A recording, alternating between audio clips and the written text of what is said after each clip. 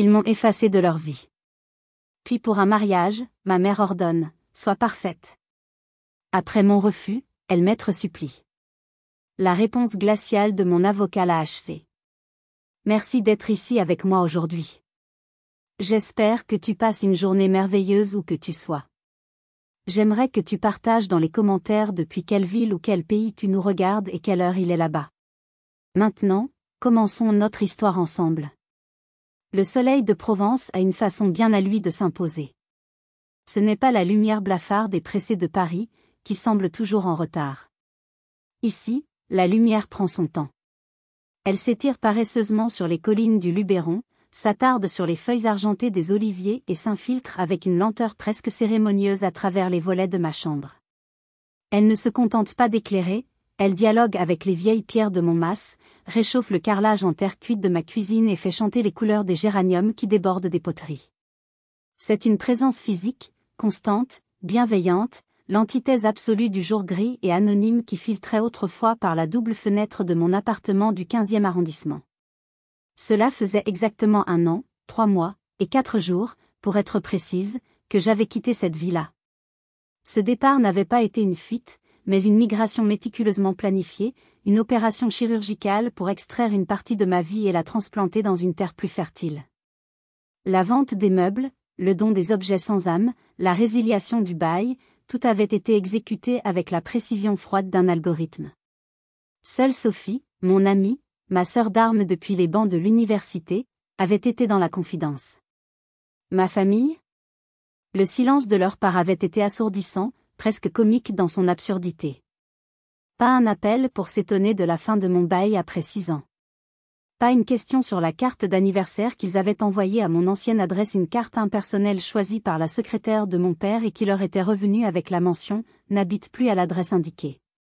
De toute façon, leur souvenir de ma date d'anniversaire était aussi fiable qu'une horloge arrêtée, juste 2 fois par jour. Ce silence, cependant, n'était pas une offense nouvelle. C'était la bande-son de mon existence, la toile de fond sur laquelle s'était peinte mon enfance. J'étais l'enfant transparente, la note de bas de page dans la grande et brillante saga familiale. Toute l'attention, tous les espoirs, toutes les ressources financières et émotionnelles avaient toujours été un fleuve puissant se déversant entièrement sur les terres fertiles de mon frère cadet, Antoine. Antoine, le fils en or, le dauphin charismatique, celui qui était destiné à reprendre le cabinet de conseil de mon père. Sur les photos de famille, il était toujours au centre, éclatant de lumière. J'étais sur le côté, légèrement en retrait, souvent un peu flou, un accessoire silencieux nécessaire à l'illusion d'une famille nucléaire parfaite. Une ombre fonctionnelle. Mais ici, dans la lumière crue et honnête de la Provence, les ombres reculent. Mon mas, une ancienne magnanerie que je rénovais lentement, était mon forteresse et mon sanctuaire. Le matin, après avoir bu mon café sur la terrasse en écoutant le concert des cigales, je montais dans mon bureau. Les poutres apparentes, vieilles de plusieurs siècles, semblaient veiller sur mes 2 écrans ultramodernes. Je suis ingénieur, spécialisé en intelligence artificielle et en modélisation de données. J'ai fondé ma propre société de conseil, Camille Analytics, 2 ans plus tôt. Mes clients sont des startups de la Silicon Valley, des fonds d'investissement de Singapour, des laboratoires pharmaceutiques de Bâle. Ils se moquent de savoir si je travaille depuis un gratte-ciel à la Défense ou un mas près de Gordes. Ce qui les intéresse, c'est ma capacité à transformer un chaos de données brutes en une stratégie claire et prédictive. J'aimais cet ordre, cette logique, la beauté pure d'un algorithme élégant. C'était le contraire absolu du désordre émotionnel et des règles implicites et changeantes de ma famille. Ici, loin du bruit et de la fureur, j'avais bâti mon empire, en silence. Un empire fait de contrats à 6 chiffres, d'un portefeuille d'actions qui me mettait à l'abri du besoin pour le restant de mes jours, et surtout, d'une paix intérieure que je n'aurais jamais cru possible. Mon voisin, Luc, un vigneron taiseux et authentique, m'avait appris à reconnaître le chant du rossignol et à tailler les rosiers sans les blesser. Ma grand-mère maternelle, Solange, la seule personne de ma famille à m'avoir jamais vraiment vue, m'appelait tous les dimanches depuis sa maison sur la Côte d'Azur. « Tu as bien fait de choisir la lumière, ma chérie », m'avait-elle dit le jour de mon déménagement. Ma vie était pleine. Pleine de défis intellectuels stimulants, d'amitié sincère et de projets simples, comme celui de réussir enfin à faire pousser des tomates dignes de ce nom. Ce mardi après-midi, alors que j'étais justement en train d'inspecter mes plants de tomates cerises, qui commençaient à rougir timidement, mon téléphone a vibré sur la vieille table en fer forgé. Le contact qui s'affichait était un fantôme d'une autre vie. Un mot de 4 lettres, papa. Mon cœur a eu un soubresaut désagréable. J'ai laissé la sonnerie stridente percer le calme de l'après-midi, une note dissonante dans la symphonie provençale. Ce n'était pas l'espoir qui me faisait hésiter. C'était un pressentiment glacial, la certitude instinctive que ce n'était pas l'amour qui motivait cet appel, mais le besoin. J'ai essuyé mes mains pleines de terre sur mon jean, j'ai pris une profonde inspiration, humant l'air chargé du parfum de la lavande et de la terre chaude, et j'ai décroché, prête à faire face à la tempête. Camille ? La voix de mon père, Jean-Pierre, n'avait pas changé. C'était le même timbre net, précis, dénué de toute inflexion chaleureuse. Une voix d'homme d'affaires qui va droit au but, qui n'a pas de temps à perdre avec les trivialités de l'émotion. Il n'y eut pas de « bonjour, ma fille », pas de « comment vas-tu depuis tout ce temps ?» Juste mon prénom, prononcé comme un point à l'ordre du jour, une vérification avant d'entrer dans le vif du sujet. « Oui, c'est moi », répondis-je, surprise par le calme de ma propre voix. Je m'étais adossée au vieux mur de pierre de la terrasse, sa chaleur se propageant dans mon dos, comme pour me donner de la force. « Il faut que tu sois à Paris dans 2 semaines. C'est impératif. » Le mot était lâché, comme une sentence. Impératif. Pas une invitation, pas une requête, pas même une suggestion. Un ordre. Un rappel brutal de la dynamique qui avait toujours régi nos relations. Il décidait, j'exécutais. J'ai fermé les yeux un court instant, me concentrant sur la sensation du soleil sur ma peau, sur le chant lointain d'une tourterelle. C'était ça, ma réalité. Cette voix venue d'un passé que je m'efforçais d'oublier semblait être celle d'un spectre. « Bonjour, papa », dis-je délibérément, enrobant mon ironie d'une politesse parfaite. « Moi aussi, je vais très bien, merci de prendre de mes nouvelles. La vie est douce en Provence. » Il y eut une microseconde de silence, juste assez pour que je puisse imaginer son sourcil se froncer d'agacement. « Ce n'est pas le moment de faire de l'esprit, Camille. La situation est sérieuse. » « Qu'est-ce qui est si sérieux pour que tu retrouves mon numéro après plus d'1 an ?» demandai-je en m'asseyant sur la chaise en fer forgé, le téléphone calé contre mon épaule. Je regardais mes pieds nus sur les dalles chaudes. « Ton frère se marie », annonça-t-il, comme s'il me révélait un secret d'État. L'information tomba à plat. Antoine, le Golden Boy, allait se marier. J'aurais dû être surprise, peut-être. Heureuse pour lui, dans l'absolu. Mais tout ce que je ressentais était une froide confirmation de mon intuition initiale. Cet appel n'avait rien à voir avec moi, ni avec un quelconque désir de renouer les liens. C'est une excellente nouvelle pour lui, répondis-je avec une neutralité étudiée. Tu le féliciteras chaleureusement de ma part. Ce n'est pas la question, rétorqua-t-il, son impatience montant d'un cran, comme une vague qui commence à se former. Le mariage est prévu dans 3 mois. Mais la signature du contrat de mariage a lieu dans 2 semaines, dans l'étude du notaire.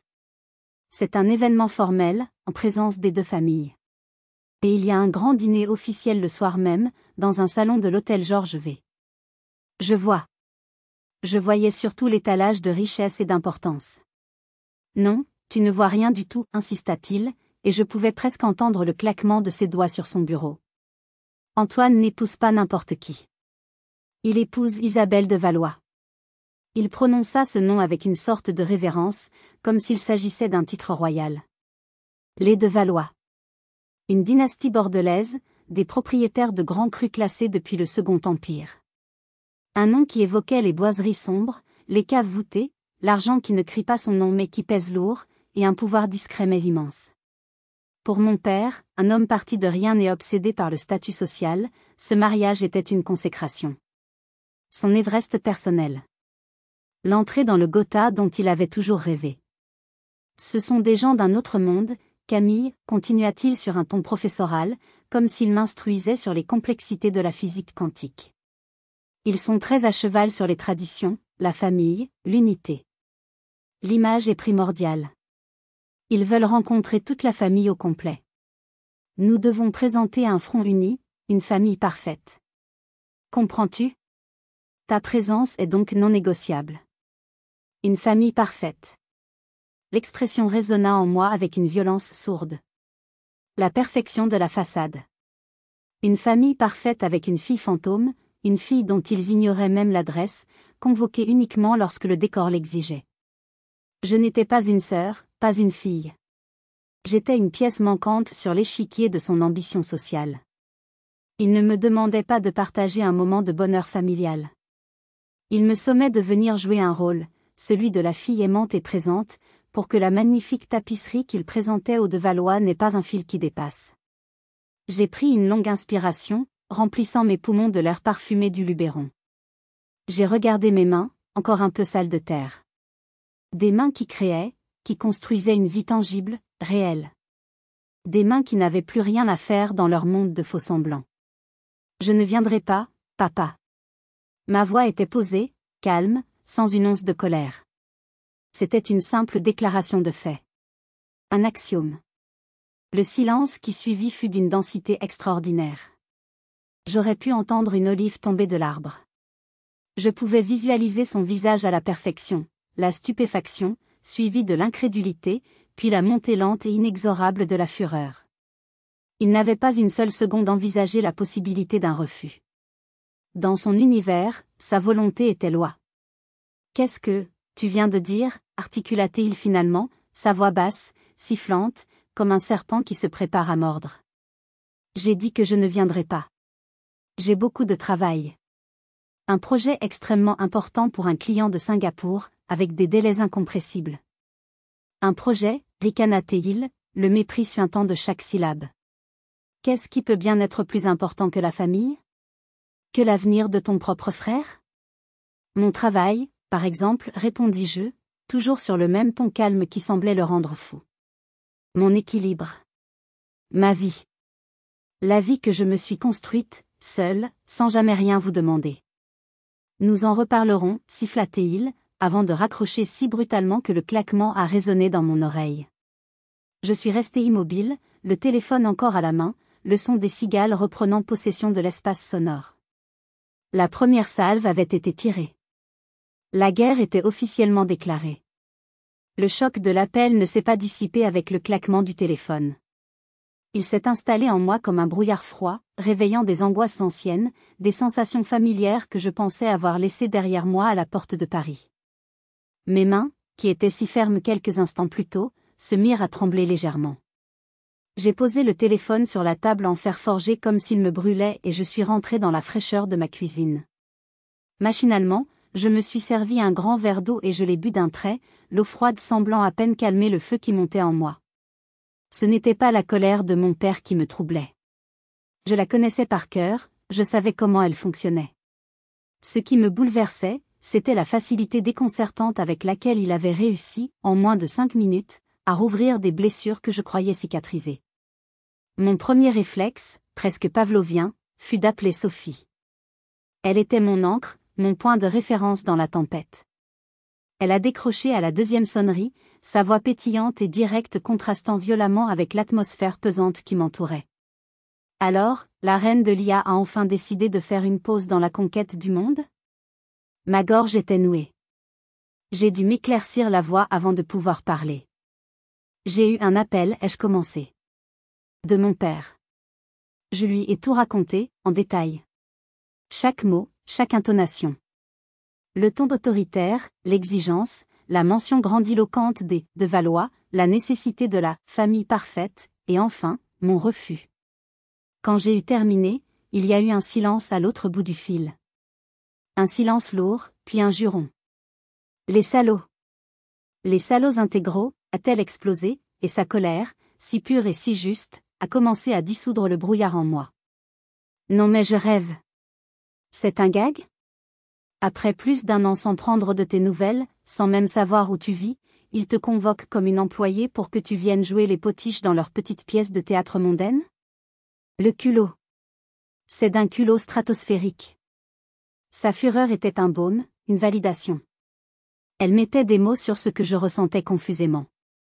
Elle me donnait la permission d'être en colère à mon tour. Tu as eu raison, Camille, a-t-elle continué, sa voix s'adoucissant un peu. 1000 fois raison. Ne cède surtout pas. Pas un millimètre.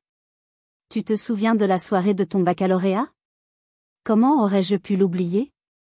Cette conversation a fait sauter les verrous de la boîte de Pandore où j'avais enfermé mes souvenirs. Le bac.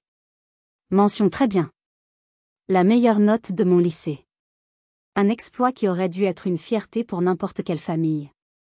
J'étais rentrée à la maison ce jour-là, flottant sur un nuage, mon relevé de notes serré dans ma main comme un passeport pour leur reconnaissance. Le soir même, mes parents avaient annoncé que nous allions fêter ça dans un grand restaurant étoilé. J'avais passé 1 heure à choisir ma robe, le cœur battant d'une espérance folle. J'avais cru, l'espace de quelques heures, que la lumière allait enfin se tourner vers moi. L'amère déception n'en avait été que plus violente. En arrivant au restaurant, j'ai vu Antoine, trônant au centre de la table, recevant les accolades de mes parents et de quelques-uns de leurs amis. Le dîner n'était pas pour moi. C'était pour célébrer son admission, même pas encore confirmée, dans une grande école de commerce parisienne, une admission pour laquelle mes parents avaient dépensé une fortune en cours privés et en coaching. Mon succès, bien réel celui-là, a été balayé d'une phrase condescendante de ma mère. « Ah, et pendant que nous y sommes, félicitations à Camille qui a eu son bac avec mention. » C'est bien ma chérie, nous sommes très contents. Puis la conversation était immédiatement revenue sur les stratégies de réseau qu'Antoine devrait déployer dès la rentrée. Assise à côté de lui, j'avais l'impression d'être à des milliers de kilomètres. J'avais passé la soirée à contempler mon reflet dans la vitre du restaurant, une silhouette silencieuse et floue à côté du soleil radieux qu'était mon frère. Et puis il y avait ce projet scientifique, en classe de première. J'avais une passion pour la robotique. J'avais passé des mois, des soirées entières, des week-ends, à construire un petit bras articulé, à coder son programme pour qu'il puisse trier des objets par couleur. J'avais été sélectionnée pour la finale nationale à la Cité des Sciences de la Villette. C'était une immense fierté. J'avais supplié mon père de venir me voir. La finale avait lieu un samedi. Sa réponse avait été cinglante. « Écoute, Camille, soyons sérieux. Je ne vais pas passer mon samedi après-midi dans un hangar poussiéreux plein de gamins boutonneux et de leurs professeurs. Ce n'est pas un événement où je peux rencontrer des gens utiles. C'est une perte de temps. Amuse-toi bien. » J'y suis allée avec le père de Sophie, qui m'avait regardé avec plus de fierté en 1 heure que le mien en toute une vie. J'ai gagné la médaille de bronze. Quand je suis rentrée à la maison, ma médaille autour du cou, mon père était affalé dans le canapé, regardant un match de rugby. Il n'a même pas tourné la tête. « Ah, tu es rentrée. Pose ça sur la cheminée, a-t-il dit en désignant la médaille. Elle a pris la poussière pendant des années avant de disparaître lors d'un grand nettoyage de printemps, sans que personne ne remarque son absence. Ils ne t'ont jamais soutenu, jamais encouragé, jamais célébré, a murmuré Sophie au téléphone, sa voix pleine d'une vieille tristesse. Ils t'ont juste laissé pousser dans un coin, comme une plante d'intérieur qu'on oublie d'arroser.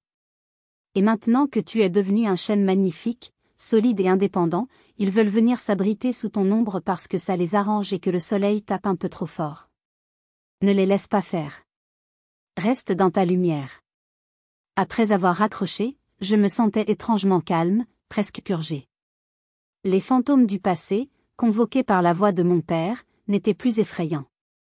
Ils étaient juste pathétiques. Et ils étaient la justification la plus solide de ma décision. Ce refus n'était pas un caprice d'enfant gâté. Ce n'était pas de l'égoïsme. C'était un acte de survie, l'affirmation de mon existence. C'était la conclusion logique et inévitable de 32 années de négligence. Je suis retournée sur ma terrasse. Le soleil couchant embrasait le ciel. J'ai regardé le paysage, ma terre, ma maison. Mon royaume. Et j'ai su avec une certitude absolue que personne ne viendrait plus jamais y dicter sa loi. Je savais que le premier appel furieux de mon père n'était qu'une salve d'ouverture, un test pour mesurer ma résistance. La véritable offensive, plus organisée et plus pernicieuse, a commencé dès le lendemain matin. Ma famille, lorsqu'elle voulait quelque chose, fonctionnait comme une petite armée, avec différentes unités déployant différentes tactiques. L'infanterie lourde, c'était mon père. L'artillerie psychologique, c'était ma mère. C'est elle qui a pris le relais. Sa méthode était plus douce en apparence, mais infiniment plus toxique. Elle n'attaquait pas de front, elle tissait une toile de culpabilité, fil par fil, jusqu'à ce que vous soyez pris au piège. Camille, ma chérie? Sa voix au téléphone était un murmure soyeux, plein d'une sollicitude feinte. J'appelle pour prendre de tes nouvelles. Ton père m'a dit que tu étais très occupée, je m'inquiète pour toi, tu travailles trop. Bonjour maman, répondis-je, en me forçant à rester polie et distante. Je vais très bien, merci. Mon travail me passionne. Je le sais, ma chérie, tu as toujours été si sérieuse, si consciencieuse. Parfois un peu trop, peut-être. Tu devrais penser à te détendre, à voir ta famille. Le piège se refermait déjà. C'est pour ton frère, tu sais. Il est si heureux, si amoureux. Et cette famille, les de Valois. Ils sont absolument charmants, bien sûr, mais un peu formels. Tu sais, la vieille France. Ils attachent une importance capitale à ces choses-là. L'image de la famille unie, les traditions. Elle marqua une pause, laissant le poids de ses mots infuser. Ton père est si déçu, si peiné. Tu sais à quel point ce mariage compte pour lui, pour la position sociale de la famille, pour l'avenir d'Antoine. En refusant de venir, tu mets ton frère dans une position tellement délicate et embarrassante. Pense un peu à lui, ma chérie. Juste pour cette fois. Pensez à Antoine. C'était le refrain de ma vie, la réponse à tout. Fais moins de bruit dans le couloir, Camille, Antoine doit réviser ses examens. Ne prends pas la dernière part de gâteau, tu sais qu'Antoine l'adore. Sois gentille, prête ton ordinateur à Antoine, le sien est en panne et son exposé est plus important que tes devoirs. J'avais passé les 20 premières années de ma vie à penser à Antoine. C'était un chapitre clos. Antoine est un homme de 30 ans, maman. Je suis certaine qu'il survivra à mon absence à un dîner de fiançailles, dis-je, ma voix plus froide que je ne l'aurais souhaité. Le ton de ma mère a changé instantanément, une pointe d'acier perçant le velours de sa voix. Ce n'est pas juste un dîner, Camille, et tu le sais parfaitement. C'est une question de respect. Tu nous manques de respect, à nous, tes parents qui t'avons tout donné, à ton frère, et à la famille de sa future femme. Après tout ce que nous avons fait pour toi. Tout ce que vous avez fait pour moi. Je n'ai pas pu m'en empêcher. Le respect, maman, est une chose qui se gagne. Et pour qu'il existe, il doit être réciproque. Vous ne m'en avez jamais montré le moindre. Elle a poussé un soupir exaspéré, le soupir de la martyre incomprise. Tu es impossible. Tu as toujours été difficile. Et elle a raccroché, sa tentative de manipulation ayant échoué. L'unité suivante à être déployée fut la cavalerie légère, l'unité de reconnaissance, ma tante Chantal, la sœur de mon père. Chantal était la commère en chef de la famille, une experte en questions insidieuses, en sous-entendus et en rapports détaillés au quartier général. Elle a appelé en début d'après-midi, sous le prétexte fallacieux de « juste prendre des nouvelles, ça fait si longtemps ». Camille, ma belle. Quelle voix. Comment vas-tu? Dis-moi tout. Alors, toujours dans ton petit appartement à Paris? Tu te caches ou quoi? On ne te voit plus jamais au déjeuner du dimanche. Je vais très bien, tante Chantal, merci. En fait, je ne suis plus à Paris depuis un bon moment, répondis-je, restant volontairement vague pour la faire travailler. Ah bon? Tu as déménagé? Mais où ça? Ton père ne veut rien me dire, il est noir de colère, tu sais. Il dit que tu fais un caprice monumental pour le mariage d'Antoine. C'est vrai que tu ne veux pas venir? Mais pourquoi donc? Raconte à ta tata. Tu as un nouvel amoureux? C'est ça? Tu nous le caches. Je pouvais presque la voir, l'oreille collée à son téléphone, prête à noter chaque bribe d'information. Chaque mot que je lui donnerais serait déformé, amplifié et utilisé contre moi dans la gazette familiale. Ma vie est très calme en ce moment, et très chargée professionnellement. C'est la seule raison, mentis-je sans scrupule. Excuse-moi, tante Chantal, mais j'ai un appel professionnel qui entre sur l'autre ligne, c'est très important. J'ai raccroché avant qu'elle ne puisse protester. La prochaine étape, je la connaissais, elle allait appeler ma mère, puis d'autres cousins, pour leur livrer sa version des faits, richement brodée. Vous savez, la petite Camille est devenue bien étrange. Elle vit dans un endroit secret, elle ne veut rien dire. À mon avis, il y a un homme derrière tout ça, probablement pas quelqu'un de très recommandable, sinon elle nous le présenterait. C'était si prévisible, et si pathétique. Enfin, en fin de journée, le coup de grâce de l'offensive coordonnée est arrivé sous la forme d'un SMS. D'Antoine. Pas un appel. Il avait toujours détesté la confrontation directe. Son message était un chef-d'œuvre d'incompréhension narcissique. Salut Cam.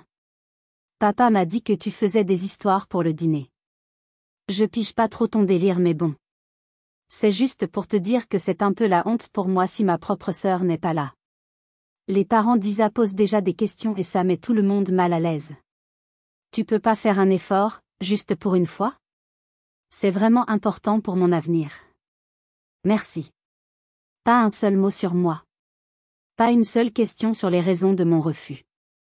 Juste, la honte pour moi, mal à l'aise, important pour mon avenir. J'étais, une fois de plus, un simple pion fonctionnel dans sa vie. Une absence qui créait un problème logistique. J'ai relu le message, et un souvenir m'est revenu. Une fois, à l'adolescence, j'avais eu une idée brillante pour un projet scolaire. Je la lui avais expliquée. Une semaine plus tard, il la présentait en classe comme étant la sienne et obtenait les félicitations du professeur. Quand je lui avais fait la remarque, il avait haussé les épaules. « Oh, ça va, c'est pas la mort. » Et puis, ça m'a plus servi à moi qu'à toi. C'était la même logique, la même désinvolture. J'ai regardé son nom sur l'écran. Puis, avec une froide détermination, j'ai effacé la conversation et j'ai bloqué son numéro. J'ai fait de même avec celui de ma mère et de ma tante. Le siège psychologique était terminé. J'avais coupé tous les canaux de communication. Mon silence n'était plus seulement un bouclier. Il devenait une arme. J'avais naïvement cru qu'en bloquant leur numéro de téléphone portable, j'érigeais une forteresse imprenable. J'avais sous-estimé la ténacité de mon père, ou plutôt, son désespoir de garder le contrôle. Bloquer des numéros était une tactique moderne, il maîtrisait aussi les anciennes. 2 jours plus tard, un jeudi après-midi, alors que je mettais la dernière main à une analyse prédictive complexe pour un client de Hong Kong, le téléphone fixe de la maison a sonné. Sa sonnerie démodée, presque incongrue dans le silence de mon mas, m'a fait sursauter. Je n'avais donné ce numéro qu'à ma grand-mère, à Sophie et à quelques services administratifs essentiels. Persuadé que c'était Solange, j'ai décroché avec un « allô » confiant. Tu croyais vraiment que tu pouvais m'ignorer comme ça? La voix de Jean-Pierre était méconnaissable. Glaciale, saturée d'une fureur qui semblait faire vibrer la ligne téléphonique. Il avait dû passer par des services d'annuaire inversés pour trouver ce numéro. La vieille école, tenace et intrusive. Je ne t'ignore pas. Je protège ma tranquillité, ai-je répondu, ma voix étonnamment égale. Mon cœur battait la chamade, mais je ne lui donnerais pas la satisfaction de l'entendre. Je me suis redressé sur ma chaise, ancrant mes pieds au sol. Ta tranquillité, a-t-il ricané, et ce rire était dénué de toute joie, un son sec et méprisant. Tu es en train de saboter activement le mariage de ton frère, de nous humilier publiquement devant des gens de la plus haute importance, et tu oses me parler de ta tranquillité? Quel égoïste fini tu as toujours été. Toujours dans ton coin, à juger tout le monde du haut de ta prétendue intelligence, à ne jamais faire le moindre effort pour t'intégrer. L'effort, je l'ai fait pendant 30 ans, papa, ai-je rétorqué, le calme de ma voix contrastant avec la violence de la sienne. L'effort d'essayer de vous plaire, l'effort d'attirer votre attention, l'effort d'exister à vos yeux. J'ai simplement compris que je jouais à un jeu truqué dont les règles changeaient constamment. Alors j'ai arrêté de jouer. Je ne viendrai pas à ce dîner. C'est ma décision finale et irrévocable. Ce n'est pas une décision que tu as le droit de prendre, a-t-il grondé, sa voix montant dans les octaves. C'est la dernière fois que je te le demande, Camille. Sois à Paris dans 2 semaines, ou tu le regretteras toute ta vie. Il n'y a rien que tu puisses faire ou dire qui me fera changer d'avis, ai-je affirmé, et en le disant, j'ai senti une force nouvelle s'installer en moi. Il y a eu un silence lourd, pesant, un silence de bête fauve qui se prépare à bondir. Je l'imaginais dans son grand bureau parisien, le visage congestionné par la colère, cherchant l'arme ultime, la massue qui, pensait-il, m'écraserait et me mettrait définitivement à genoux. Il l'a trouvée. Très bien, a-t-il dit, sa voix changeant soudainement pour devenir basse, sifflante et venimeuse. Tu l'auras voulu. Puisque tu choisis ton petit confort personnel plutôt que ta famille, puisque tu nous craches au visage, alors considère que tu ne fais plus partie de cette famille. Si tu nous fais cet affront, tu peux faire une croix définitive sur l'héritage. Je vais voir Maître Dubois, notre notaire, dès demain matin. Je te retire de la succession. Tu n'auras plus un seul centime de cette famille. Plus jamais. Tu es prévenu. Il avait sorti son arme nucléaire. L'argent. Le pilier de son pouvoir, l'alpha et l'oméga de son univers, la mesure de toute chose. Il s'attendait à ce que je m'effondre, que je pleure, que je le supplie. Il était convaincu que la peur de la précarité, la peur d'être pauvre, serait plus forte que ma dignité. C'était la dernière carte qu'il avait à jouer. Un silence étrange s'est installé en moi. Ce n'était pas le silence de la peur. C'était le silence de la clarté. Une clarté absolue, aveuglante, comme un éclair dans un ciel nocturne. À cet instant précis, j'ai compris que j'étais enfin, et totalement, libre. Le dernier lien, le plus toxique, celui de l'obligation financière et de la dépendance supposée, venait d'être pulvérisé par celui qui pensait s'en servir pour m'enchaîner. Un petit rire m'a échappé. Un rire léger, sincère, presque amusé. « Qu'est-ce qui te fait rire, insolente » a-t-il hurlé, complètement décontenancé par ma réaction inattendue. « Ton héritage » ai-je dit, et ma voix était posée, presque pédagogique, dénuée de toute émotion. « Papa, si tu avais pris la peine, une seule fois dans ta vie, de me demander ce que je faisais, si tu t'étais intéressé un minimum à mon travail, tu saurais. Tu saurais que la petite société de conseil que j'ai fondée seule il y a 2 ans a un chiffre d'affaires qui dépasse les 7 chiffres. Tu saurais que mes clients me paient des fortunes pour que je démêle leurs problèmes. Tu saurais que je gagne probablement plus en une seule année que toi et maman en 5. Tu saurais que mon patrimoine, je l'ai construit toute seule, sans jamais vous demander un seul euro. » J'ai marqué une pause, laissant chaque mot, chaque chiffre, pénétrer son esprit et y faire son travail de destruction. « Alors, garde ton argent, papa. Garde ton précieux héritage. J'imagine qu'il te sera utile. Quant à moi, je n'en ai jamais vu la couleur de toute façon, et je n'en ai absolument, catégoriquement pas besoin. Ma liberté, elle, n'a pas de prix. » Le silence à l'autre bout du fil était total. Ce n'était plus un silence de colère ou de menace. C'était le silence du choc, de l'anéantissement pur et simple. Je pouvais presque entendre le bruit des fondations de son monde qui s'effondraient, le fracas de son pouvoir qui se dissolvait dans le néant. Il ne m'avait jamais vue comme une adulte, encore moins comme une femme qui avait réussi, et brillamment. Pour lui, j'étais restée la petite fille insignifiante, la variable d'ajustement. Il a bredouillé quelque chose d'inintelligible, un son étranglé, un grognement de bête blessée, puis il a raccroché. J'ai reposé doucement le combiné. Ma main ne tremblait plus. Un calme immense m'a envahi. Je me sentais incroyablement légère. Le dernier fil qui me reliait à leur monde toxique venait d'être coupé. Et c'est moi, et moi seul, qui tenais les ciseaux. Le soir même, alors que le ciel provençal se parait de ses couleurs crépusculaires, violines et orangées, et que l'air embaumait le thym sauvage, le téléphone a de nouveau sonné. C'était le numéro de ma grand-mère, Solange. Sa voix, chaude et directe, sans fioriture, a été comme un baume sur une brûlure. « Ma chérie, c'est moi. Ne t'inquiète pas, je n'appelle pas pour te faire la morale, tu me connais. » « Je sais, grand-mère, répondis-je, un vrai sourire se dessinant sur mon visage pour la première fois de la journée. « Ton père m'a appelé, a-t-elle continué avec un soupir qui en disait long. Il était dans un état second. Incohérent. Il m'a demandé de te raisonner. Il m'a raconté, la voix tremblante de fureur, que tu avais eu l'outrecuidance de refuser son généreux héritage. J'ai failli éclater de rire au nez de mon propre gendre. Il est tellement prévisible. Il ne s'attendait pas du tout à ma réponse, c'est certain. C'est le moins qu'on puisse dire. Il est tombé de son piédestal, et de très haut. Camille, Je voulais juste te dire une chose, et je veux que tu l'entendes bien. Je suis si fière de toi. Tellement fière. Tu as fait ce que j'aurais dû faire il y a 40 ans avec ma propre famille. Tu as choisi ta liberté plutôt que la cage dorée. C'est la chose la plus courageuse qui soit. Elle a marqué une pause, puis sa voix est devenue plus pragmatique, plus stratégique. Maintenant, écoute-moi bien.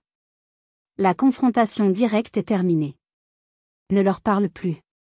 Plus un seul mot. Ton silence sera ton arme la plus puissante. Le vide que tu laisses sera bien plus éloquent et déstabilisant pour eux que n'importe quelle dispute. Si tu as besoin de savoir ce qui se passe, si tu as besoin d'informations, appelle-moi. Je serai tes yeux et tes oreilles à l'intérieur de la forteresse. Son conseil était d'une sagesse lumineuse. La guerre ouverte était finie, la guerre froide commençait. Le lendemain, forte de ce soutien, j'ai décidé de passer à l'offensive, mais une offensive silencieuse et constructive. Je ne voulais plus être sur la défensive, à simplement parer leurs coups. Je voulais bâtir, activement, concrètement. Ma première action fut d'appeler mon cousin Julien.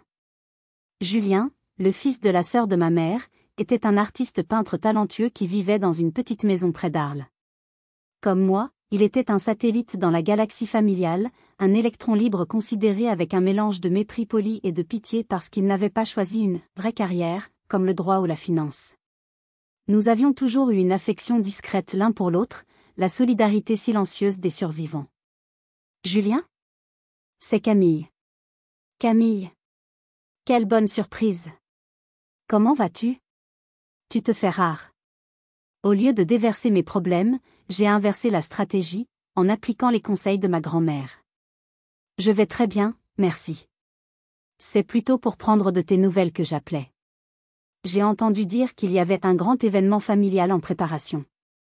Je sais comment ça peut être stressant, et je voulais juste m'assurer que tu allais bien, que la pression n'était pas trop forte pour toi. Mon approche l'a visiblement touché. Je ne l'appelais pas pour me plaindre, mais pour m'inquiéter de lui. Il s'est ouvert immédiatement.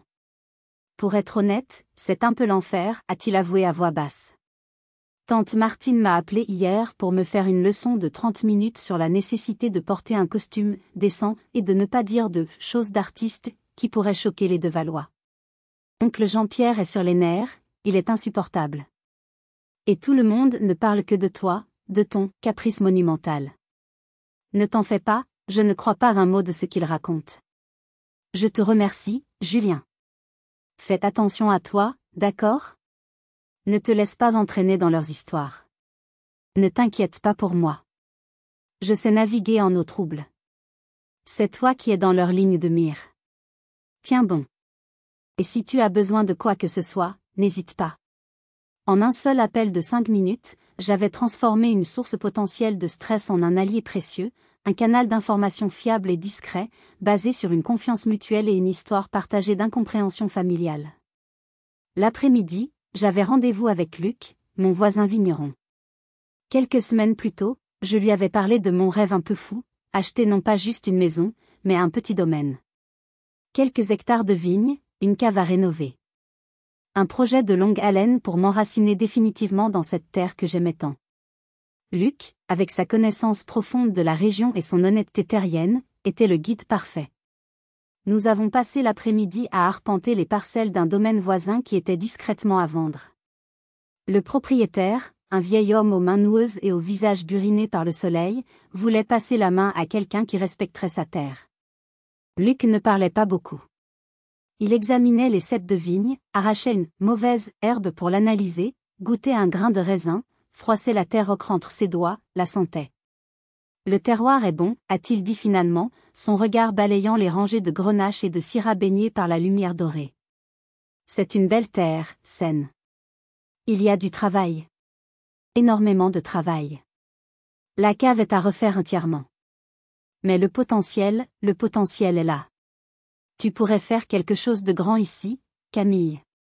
Quelque chose de vrai.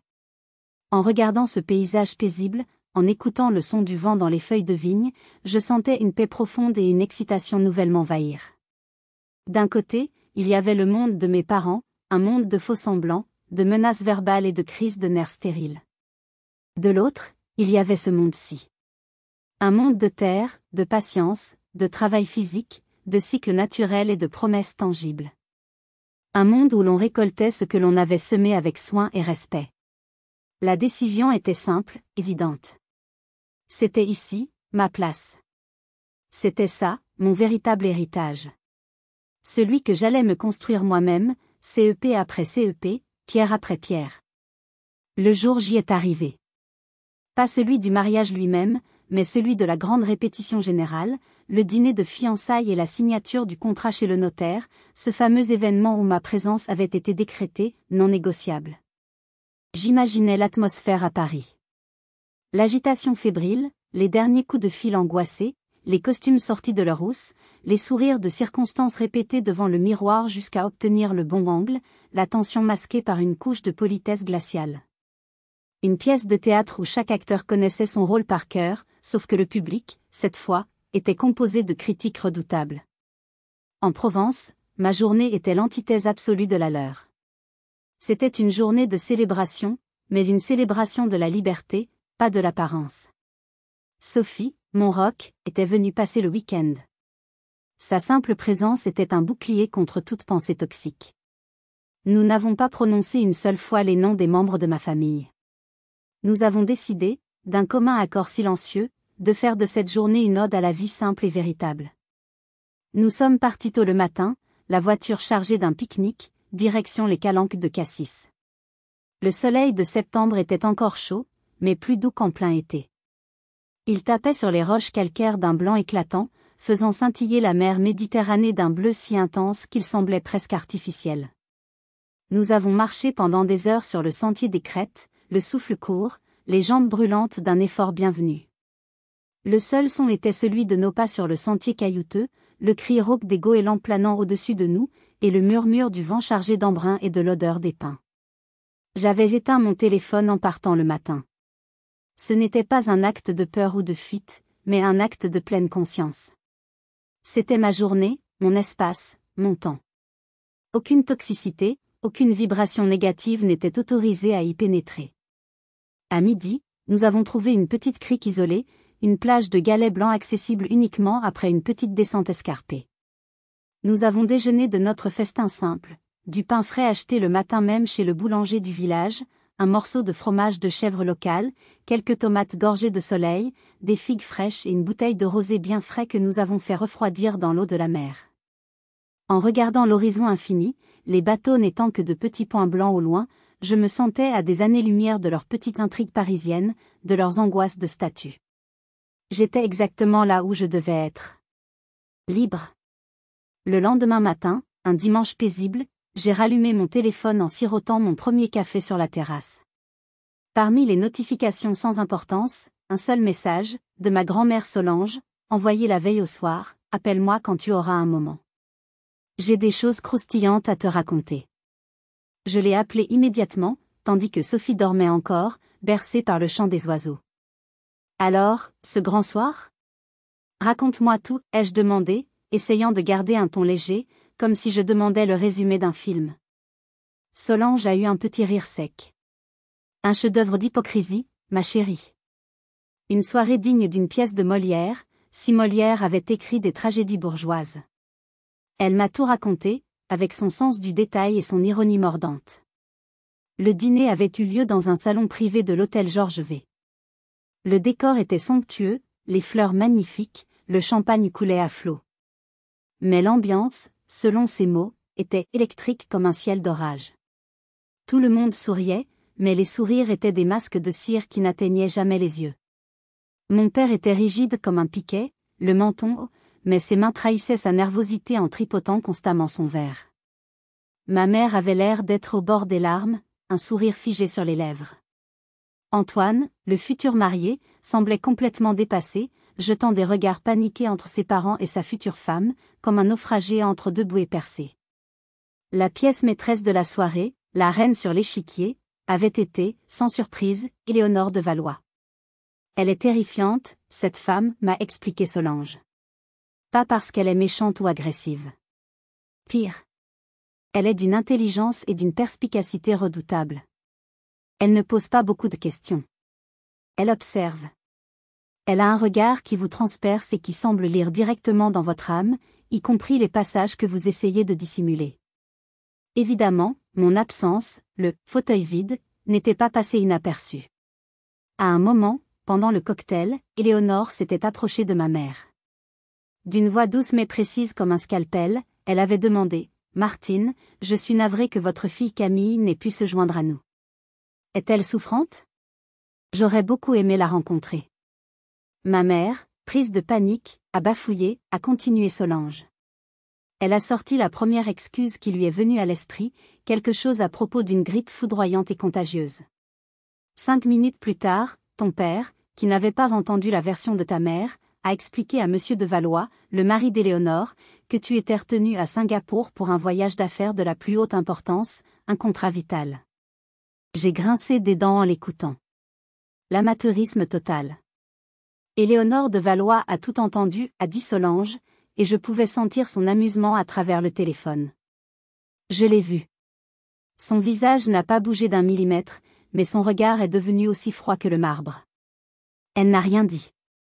Elle a juste eu un très léger hochement de tête, et c'était pire que n'importe quel reproche.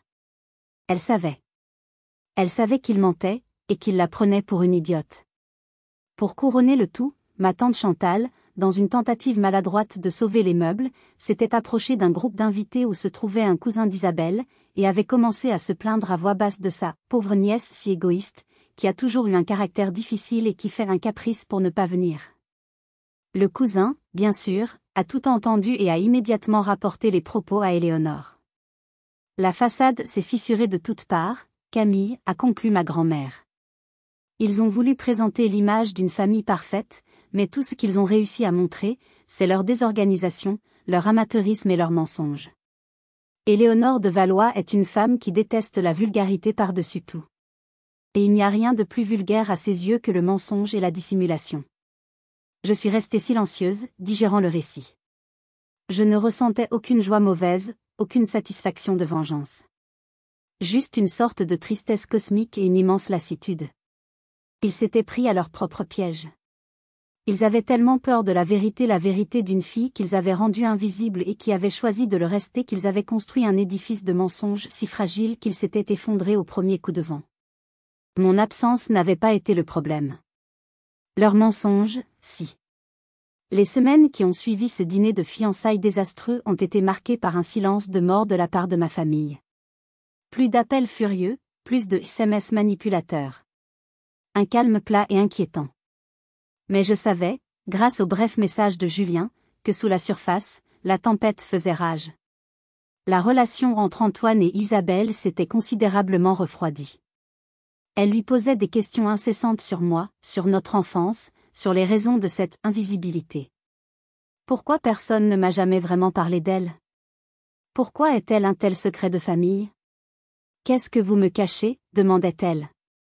Antoine, incapable d'expliquer une dynamique qu'il n'avait lui-même jamais questionnée, s'enfermait dans des réponses évasives et agacées, ce qui ne faisait qu'attiser la méfiance de sa fiancée. Leur mariage, bien que maintenu, ressemblait de plus en plus à un arrangement commercial fragile. Mais le véritable coup de théâtre, le séisme qui allait remodeler le paysage de notre famille, se préparait en coulisses, orchestré par la main de fer ganté de velours d'Éléonore de Valois. Comme ma grand-mère l'avait si bien analysé, ce n'était pas une femme à laisser passer de telles choses. Elle n'était pas en colère, elle était déçue, pire encore, elle se sentait flouée. On avait tenté de lui vendre un produit, une alliance avec une famille respectable qui s'avérait défectueux. Pour une personne de son rang, habituée à l'excellence et à la transparence dans les affaires, la déception est une émotion qui appelle non pas à la confrontation, mais à une analyse approfondie et à une reprise de contrôle. Elle n'a pas engagé de détective privé, ce qui aurait été bien trop vulgaire et aurait risqué de créer des fuites. Sa méthode fut bien plus élégante, plus discrète et infiniment plus redoutable. Elle a simplement demandé à son notaire personnel, un homme d'une influence considérable sur la place de Bordeaux et membre de plusieurs conseils d'administration, de faire des vérifications complémentaires approfondies sur la situation patrimoniale, la réputation et l'historique de la famille de son futur gendre. Officiellement, c'était une procédure de due diligence standard avant de finaliser les derniers détails du contrat de mariage. Officieusement, c'était une enquête à balles réelles. Le rapport est revenu sur son bureau en moins d'une semaine. Il était, pour mes parents, d'une précision chirurgicale et d'une brutalité sans nom. Le notaire bordelais, avec ses réseaux tentaculaires, n'a eu aucun mal à découvrir la vérité. Il a trouvé l'existence légale de ma société, Camille Analytics. Il a pu identifier certains de mes clients via des publications spécialisées. Il a consulté des contacts dans le milieu de la finance et de la tech qui ont pu, de manière anonyme, lui donner une estimation de la valorisation et du chiffre d'affaires de mon entreprise. L'estimation était, selon les mots que Maître Dubois a plus tard rapportés à mon père dans un état de panique, exceptionnellement solide. Le rapport mentionnait également, grâce à des conversations avec des connaissances communes plus anciennes et plus bavardes, la véritable dynamique de notre famille, le fils prodigue surfinancé et la fille de l'ombre, brillante mais systématiquement ignorée. Pour Éléonore, la lecture de ce rapport a été une révélation.